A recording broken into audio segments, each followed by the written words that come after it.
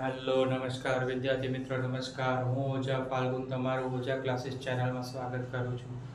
તો વિદ્યાર્થી મિત્રો, આજે ધોરણ 9માં વિષય ગણિતમાં ચેપ્ટર નંબર 6 છે, તેનો આપણે આજે સ્વાધ્યાય 6.1નો આપણે મોસ્ટ આઈએમપી દાખલો જોવા જઈ રહ્યા છે. તો વિદ્યાર્થી મિત્રો, ચેનલ પર પહેલીવાર ચેનલને સબસ્ક્રાઇબ કરી દેજો, બેલ નોટિફિકેશન દબાવી દેજો. વિડીયો પસંદ આવે તો વિડીયોને લાઇક કરી દેજો અને વિડીયો યુઝફુલ છે તો તમે તમારા મિત્રો સાથે શેર કરજો.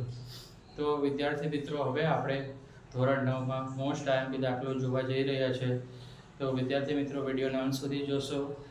4 માર્ક્સમાં પૂછાવાના પૂરેપૂરા સંભાવના છે કે આ દાખલો પૂછાશે. બરાબર. તો વિદ્યાર્થી મિત્રો, હવે આપણે રકમ તરફ જઈએ. બરાબર. તો વિદ્યાર્થી મિત્રો, રકમમાં શું કીધેલું છે કે આપેલી આકૃતિમાં AB રેખા અને CD રેખા, બરાબર, બંને કેવી છે? સમાંતર છે. રાઈટ. AB અને CD રેખા કેવી છે? સમાંતર છે. EF રેખાનો લંબ, અહીંયા તમે જોશો, EF રેખાનો લંબ એ શેના પર છે? CD રેખા પર છે. એટલે તમે જોશો કે EF રેખા છે તેનો લંબ શું છે? રાઈટ, એ CD રેખા છે. EF રેખાનો લંબ CD રેખા છે. ખૂણો, કે ખૂણો GED, બરાબર. GED કેટલાનો માપનો છે? તો તમે 100 ને આ કેટલા માપનો થઈ ગયો? 126 ના માપનો છે.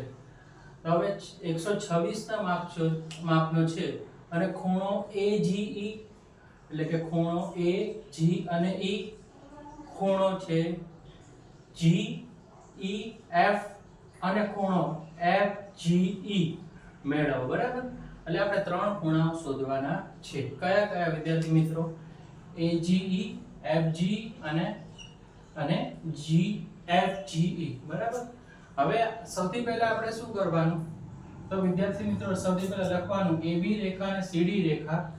બરાબર. AB સમાંતર CD અને GE તેની શું છે વિદ્યાર્થી મિત્રો? છેદિકા છે. એટલે દેખાશે કે AB ની સમાંતર CD રેખા છે અને GE તેની શું છે? છેદિકા છે. હવે આપણે જોઈએ કે ખૂણો AGE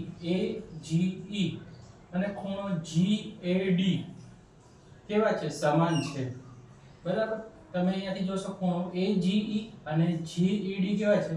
સમાન છે વિદ્યાર્થી મિત્રો. તો હવે ફરીથી જોશો કે JED અને AGE કેવા છે? સમાન અંતયુગ્મ કોણ છે. બરાબર. રાઈટ.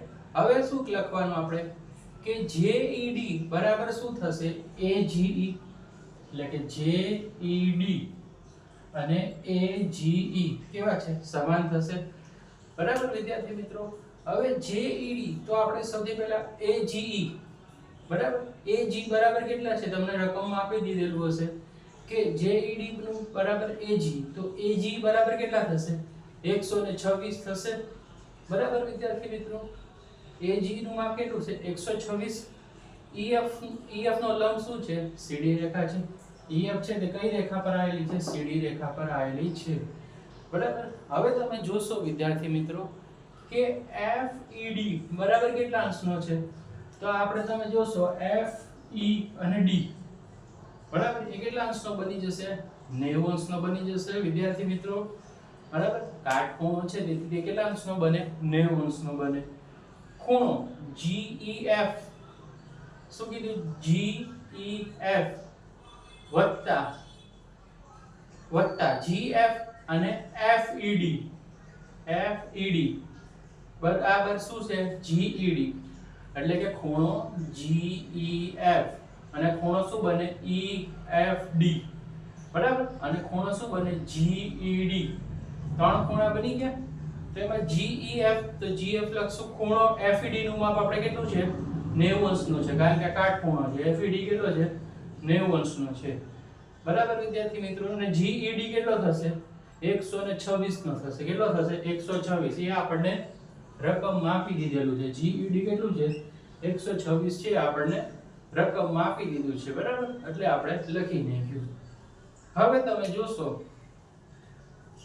બરાબર, તો હવે જોશો GEF 126 માંથી 90 જશે તો કેટલા વધશે? 36 વધશે વિદ્યાર્થી મિત્રો. હવે આગળની બાજુમાં AGE અને FGE એટલે કે AGE FGE એ કેટલા છે? 180 નો થશે. કઈ રીતે ખબર પડે કે 180 નો છે? તમે જોશો AGE અને FGE એ શું કહેવાય? રેખિક જોડના ખૂણા કહેવાય. રેખિક જોડના ખૂણા 180 અંશના હોય છે વિદ્યાર્થી મિત્રો. હવે તમે જોશો કે AGE કેટલું છે આપણું? તો કે 126 છે. FG બરાબર આપણને નથી મળ્યું, બરાબર, આપણે શોધવાનું છે. બરાબર કેટલું થશે? 180 બરાબર.